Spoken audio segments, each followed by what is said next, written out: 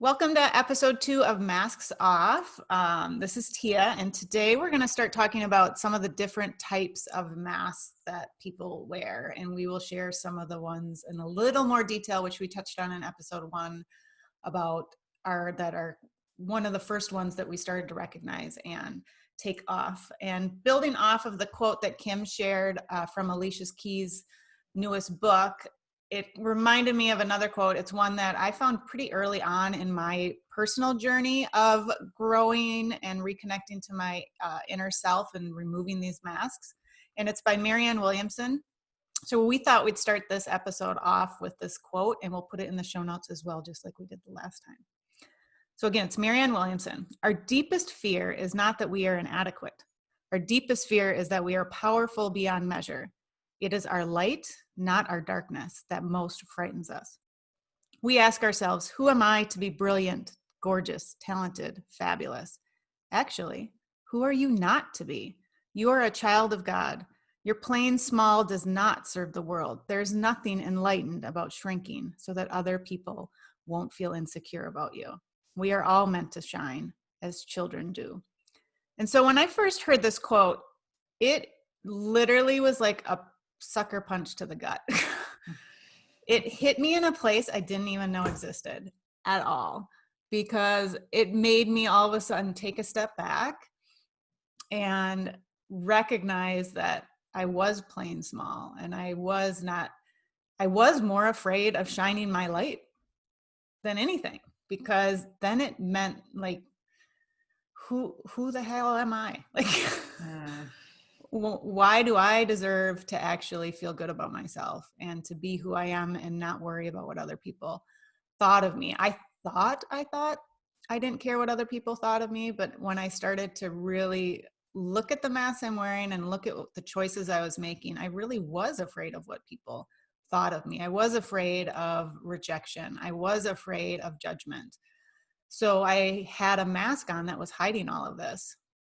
And it really, I am actually kind of surprised I made it through that quote without tearing up, because oftentimes when I read it out loud, I read it often in circle groups I do, and I almost always have tears in my eyes. So for whatever reason, I didn't this time. Maybe it's because I'm talking to you on a screen or something. I don't know. But it's a quote that really, that's my go-to when I feel off kilter. It's that reminder. You can shine. It's okay.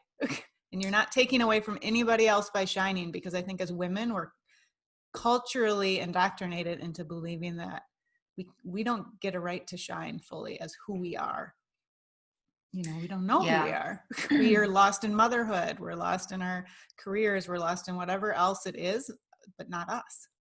And the roles that we play. Role Exactly. as mother, role as wife, exactly. Role as daughter. Be the friend. be the good wife, be the good mother, be the perfect mother, be the perfect wife. I mean, there's so many stories I can think of doing that. Yes, me too. And I'll actually share a story. I call it the imposter syndrome, which is a mask, and we'll describe some other masks as well as we go on into this episode. But I'll just share first because it goes along perfectly with that quote that you just read. So for me, I just recently, as you know, started a business as a hypnotherapist, and I offered to practice with one of my friends just to get better at it and hone in on my skills. So I did a session with her and practiced, and it went really well. And she reached out to me, and she wanted to continue to work with me further and explore some more things that came up for her in the session. And of course, I'm happy to do that, but I can't continue to do this work and to do it for free. It takes a lot of time and a lot of energy to prepare for a session. So I, decided that if I'm going to continue to work with her, I'm going to have to charge her. And that felt very uncomfortable for me. To charge her, and then to charge her my price and my fee. And it's almost as if the feeling is like, who do you think you are to think you're worthy, valuable enough to charge for this. And I really struggled with that. It just, in my being, I just felt like, oh, there's tug of war going on. Like, oh, I better not, it's not nice. I should help her for free. I'm a rescuer. So I started to think about, well, where did that come from? This, who do you think you are to shine so bright? Mm-hmm. And as I was sharing with you, Tia, the story of when I was 12 years old and I tried out for a part in the play Grease at my middle school. And I wanted to try out for the part of Rizzo. And of course, I'm just like really excited about this, like I want to be Rizzo. And I go to the auditions, and I will admit, I do not have a great singing voice. I cannot sing on key at all. So I tried out for the part, and honestly, the music teacher, he didn't say it, but it was like, who do you think you are trying out for this part? You suck. You have no voice at all. You can't act. And I was like, just crushed. Like my spirit felt crushed because I was still so young and I wasn't evaluating myself as to whether I could sing. It's just something I really wanted to do.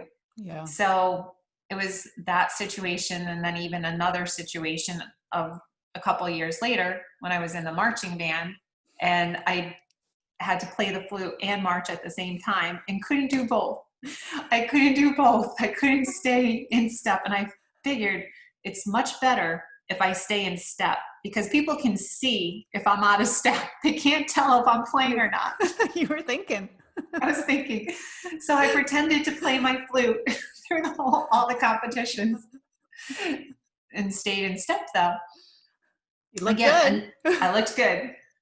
Another example of imposter syndrome, right? Oh, just yeah. like really putting on those masks of covering up who I truly am. Right. So that quote really resonates with me in a big way. Mm-hmm. And I knew as a young child that I did want to shine my light. I can remember always wanting to perform. I always felt like I'm going to be a professional gymnast just because I could do a cartwheel, or I could I want to be a professional ice skater because I could skate and put one leg up or I could skate backwards. Yeah. It's that young mind of I can do anything, be anything, and I'm shining my light. But then as you get older and older, you start to dim it because of what people say to you and what they do to you. Right. If you want a reminder of what it's like to shine your light, just get around little kids. Absolutely. And the younger the better, because some kids start dimming their light very, very young, depending on the situation. Absolutely. But they just are like, here I am, take it or leave it. Yeah. I mean, how many times watching, in hindsight now, looking at our kids as they were growing up, and it's like, they didn't have a care in the world about what anyone else thought about them. And then over time, like you said, it just dims and dims and dims until we forget we even have a light most of the time. I think it is becoming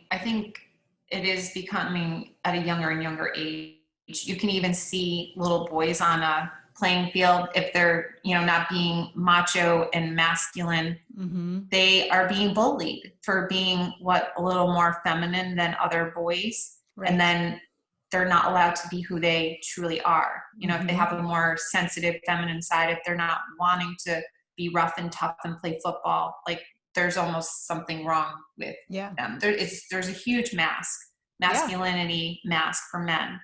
So maybe we want to go over the types of masks that we've come up with. Do you want to read them? Yeah, I'll read off some and you can read some, and we can we'll dive into more through the episodes that we do.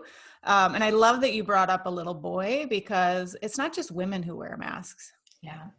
Men wear masks too. And Lewis Howes wrote a book about I was just going to say we should pull masculinity. From Lewis Howes. Yeah, I think we'll have to find a couple quotes from there, because that book is fantastic, especially if you're a man listening or you have sons. I highly recommend reading that book, because he identifies, I think it's 5 masks that are most common with men. And it is an important piece that this is not just work for women. This is work collectively. It is. Across all genders, however you identify, I mean, this is not, it's for anyone who wants to do the work. And the more people that start to take off their masks, the more we can really start to shift the world. Yeah, we'll Really really exciting. bring in some Lewis House for sure and talk Yeah. about him, because I think that's important. And I agree with you, Tia, for all the moms that are listening. If you can, encourage your sons as soon as they're able to read, to read this book, and great. to just really allow them to be themselves. And I think it's a really nice book accessibility wise from the male conditioning, because he's an athlete, so Yes. he is definitely a masculine man. Yes, the bravado macho mask. Right, exactly. So let's talk about some of the masks. So we talked about people pleaser in episode 1. I wore that mask and it still comes out in me from time to time. So that's another important piece as we go through these masks in the episodes. They don't go away forever. It's just your awareness is there and you remove it, and then it may sneak back in from time to time. So don't get under the false impression that you take it off and it's off for good. It rarely works that way, because it's part of who we are and it's part of the survival, which we'll talk about in future episodes as well. So people pleaser, rescuer, perfectionist. We talked about peacemaker. That's a good one. Martyr. I am very much in bed with the martyr mask. Bravado macho, like you just mentioned. Controller. Do you want me to go through them or do you want to read some? Sure, you can keep going. All right. Performer. And that field with your flute. My flute, you were performing for sure. Yes. Avoider, overdoer, overachiever, oversuccessful, class clown, funny one. That's a Lewis House one he talks about in his book well. That's a really, and every gender falls for that, but you see it a lot in men. Sulky, withdrawn, depressive one, judger. And this is the last one we'll talk about right now, which is a really big one, especially right now in times of the quarantine and Corona. It's the Facebook mask. We put out there our life is great. We have the highlight moments of, we're playing board games every night or we're doing this, but how often, and we are seeing it more than I think we used to see, 5 years ago. Sometimes there are people who are brave, who are willing to share the rough moments on social media, but it's putting on the mask that my family is great. I'm great. My hair is always perfect. And with that, with the Facebook masks, the part to be careful of is when you see these posts that life is all rainbows and unicorns, the danger is that we compare, right? Exactly. Brene Brown talks about comparison is the killer of the spirit. So she always is a good one for saying, just stay in your lane, because the moment you start to compare what other people are doing, it just makes you feel like, what's wrong with me? Right. So being aware of that mask is important. Very much so. Yeah, the comparison mask too. So we are going to go into more detail and depth with each of these masks as we continue on in the episodes. We just wanted to give you an overview of the masks that we've come up with.